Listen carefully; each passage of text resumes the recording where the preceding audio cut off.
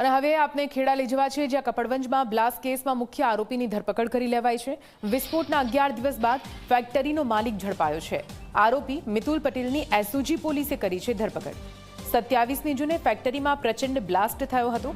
આ બ્લાસ્ટમાં 2 શ્રમિકો દાઝ્યા હતા, જ્યારે એકનું મૃત્યુ થયું હતું। ગેરકાયદેસર રીતે મંજૂરી વિના ફેક્ટરી ચલાવવાનો આરોપ લગાવવામાં આવ્યો હતો। આરોપીને કોર્ટમાં રજૂ કરી રિમાન્ડ મેળવવાની તજવીજ હાથ ધરાઈ છે। વધુ માહિતી સાથે સંવાદદાતા નચિકેત જોડાઈ ગયા છે ફોન લાઈન પર। નચિકેત, બ્લાસ્ટની પૂરી ઘટના સામે આવી હતી કપડવંજમાંથી, હવે કાર્યવાહી કરવામાં આવી રહી છે, શું કઈ કાર્યવાહી?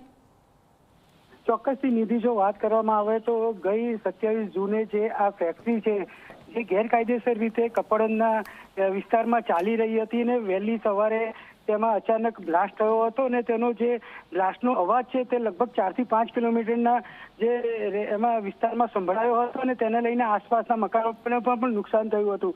ત્યારે જો વાત કરવામાં આવે તો ખેડા એસઓજીની ટીમે આ જે ફેક્ટરીના જે મૂળ માલિક છે મિતુલ પટેલ તેની ધરપકડ કરી છે અને જે મિતુલ પટેલ તે બાદ ફરાર થઈ ગયો હતો અને ત્યારબાદ એસઓજીની અલગ અલગ ટીમો બનાવવામાં આવી હતી અને આજે તેને ધરપકડ કરવામાં આવી છે અને આજે તેને કોર્ટમાં રિમાન્ડ મેળવવાની તજવીજ હાથ ધરવામાં આવશે। ચોક્કસથી જો વાત કરવામાં આવે તો તે બ્લાસ્ટમાં એક જે લેબર છે તેનું સારવાર દરમિયાન મોત થયું હતું અને અન્ય એક જે મહિલા છે તે ગંભીર રીતે દાઝી ગઈ હતી। ચોક્કસથી જે રીતે આ કેટલાય વર્ષોથી આ ગેરકાયદેસર રીતે ફટાકડા બનાવવામાં આવતા હતા આ ફેક્ટરીની અંદર અને હાલ અત્યારે જે રીતે એસઓજી તપાસ કરી રહી છે અને કઈ બીજી અન્ય ગેરકાયદેસર ફેક્ટરીઓ ચાલી રહી છે તેની પણ તપાસ હાલ ચાલી રહી છે। નિધિ, બિલકુલ, આભાર નચિકેત પૂરી માહિતી માટે।